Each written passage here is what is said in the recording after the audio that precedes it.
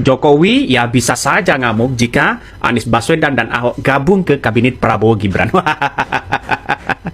Ini pertarungan sudah dimulai, babak baru sudah dimulai ya. Kenapa? Kita lihat saja. Kalau seumpama Anies Baswedan dan Ahok ini menjadi kejutan di tahun 2025, lalu kemudian gabung ke Prabowo, maka jelas di situ menteri-menteri Jokowi bisa saja ya. Kalau tidak dipecat, ya mungkin dipindah atau setidaknya mereka tidak dibutuhkan lagi. Ini pada kenyataannya kalau kita lihat begitu kan ya, kalau kita lihat nampaknya tanda-tanda kejutan itu akan nampak di depan mata. Karena mau tidak mau ya Prabowo ya, pemerintah Prabowo ini membutuhkan sosok intelektual yang bagus, dan itu sudah ada tanda-tanda nampaknya bahwa bagaimana untuk bisa merayu Anies Baswedan untuk gabung ke koalisi Merah Putih. Itu pun kalau Anies Baswedan mau. Kalau ditolak ya sama aja orang akan berspekulasi, ya jangan-jangan Anies Baswedan sama. Artinya butuh jabatan juga. Ya, inilah yang menjadi spekulasi.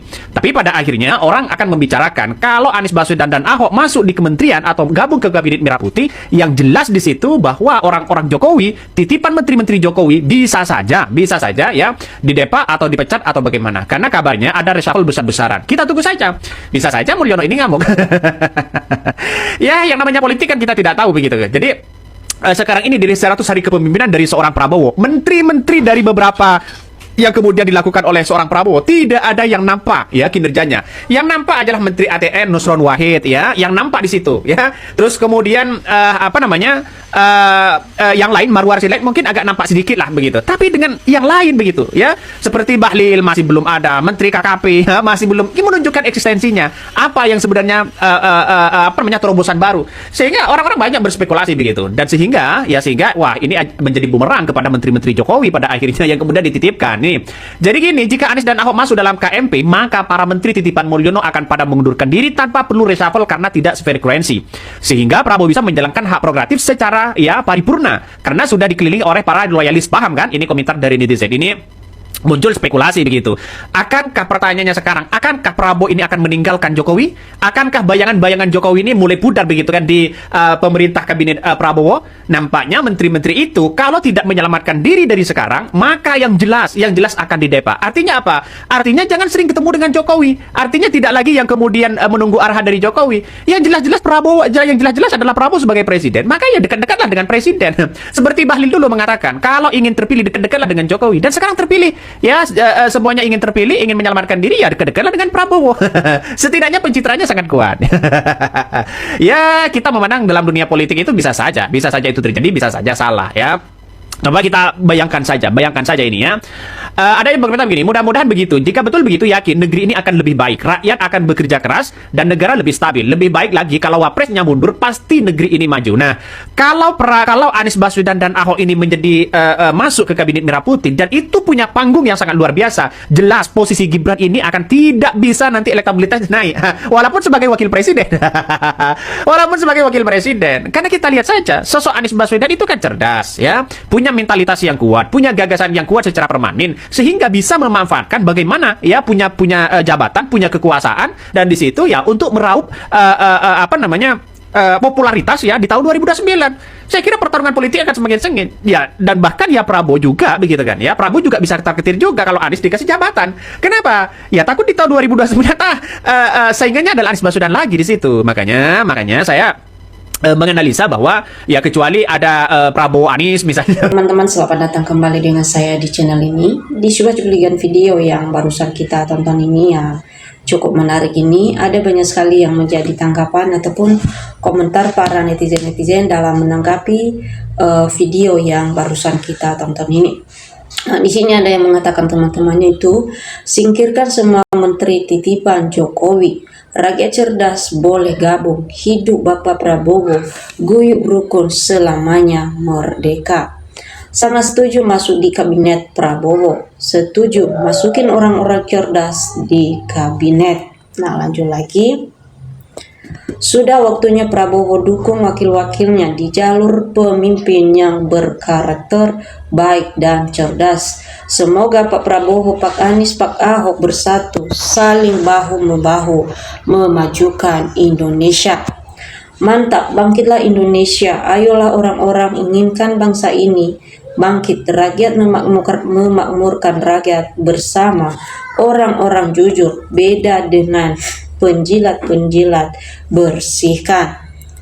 Kalau saya setuju aja karena keadaan sudah darurat. Sangat setuju Pak Anies dan Pak Ahok ikut kabinet Pak Presiden Pak Prabowo.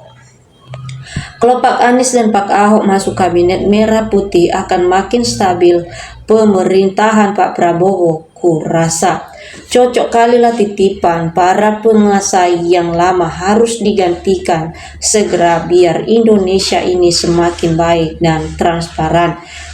Nah, lanjut lagi teman-teman.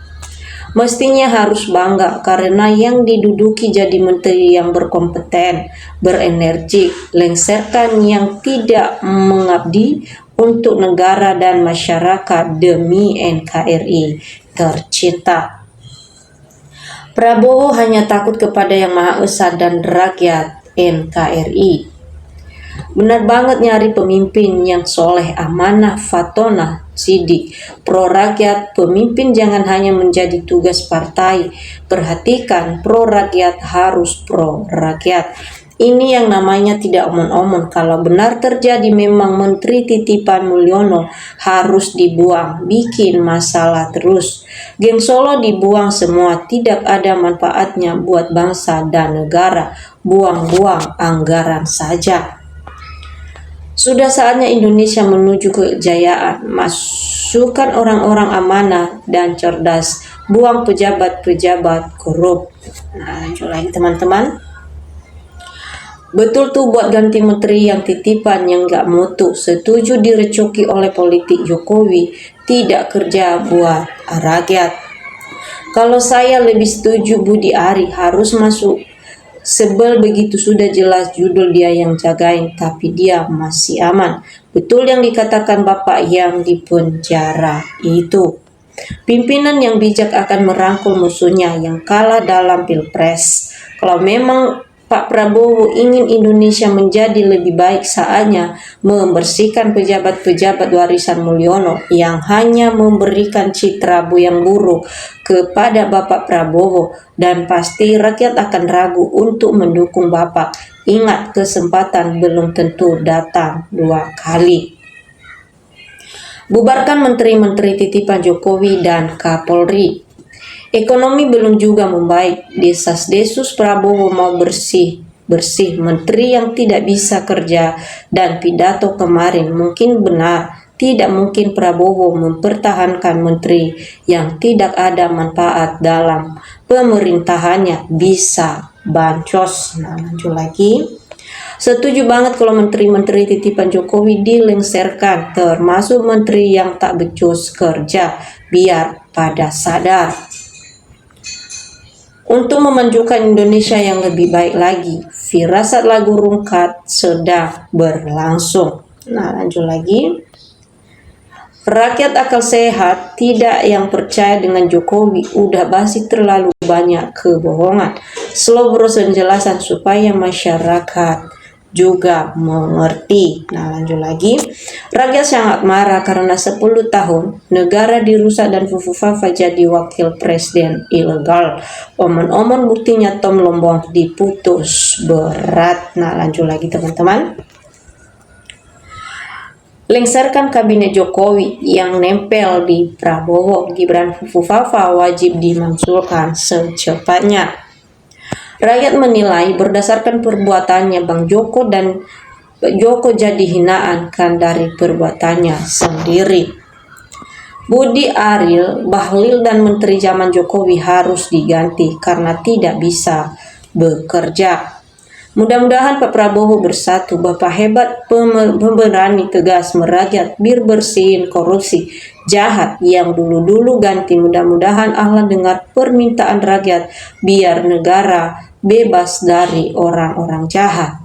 Lanjut lagi teman-teman. Rakyat cerdas dan jujur berhak masuk kabinet Prabowo.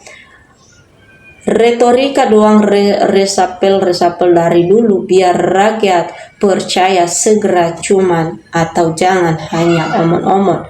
Kalau Pak Prabowo mau rombak kabinet, rombak saja, itu kan wewenang penuh Pak Prabowo, tak ada hubungan dengan Jokowi. Nah, teman-teman, inilah yang menjadi tanggapan ataupun komentar para netizen-netizen dalam menanggapi video yang barusan kita tonton ini. Nah, tentu juga kalau ada teman-teman yang lain yang mau memberikan tanggapan ataupun komentar melalui video yang barusan kita tonton ini, silakan.